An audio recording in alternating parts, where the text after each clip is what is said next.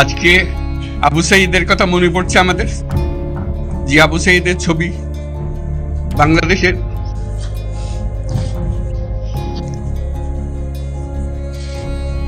প্রতিটি মানুষের মনে গেঁথে আছে, এটা কেউ বলতে পারবে না। কি অবিশ্বাস্য একটা সাহসী যুবক, বন্দুকের সামনে দাঁড়িয়ে আছে, এবং তারপরে থেকে কোনো যুবক কোনো যুবতী আর হার মানে না, সামনে গিয়ে আছে এবং বলছে যত গুলি মারো, মারতে পারো। শপথ আমাদের যে প্রতিজ্ঞা, যে আমাদেরকে এটা করতে হবে, ঘরে ঘরে পৌঁছাতে হবে, মানুষ যেন জানে যে বাংলাদেশ স্বাধীন হওয়ার অর্থ হলো তার নিজের পরিবর্তন, ব্যক্তির পরিবর্তন, সুযোগের পরিবর্তন, তার ছেলে মেয়ের ভবিষ্যতের পরিবর্তন। এটা যেন প্রত্যেকে বুঝে নেয়।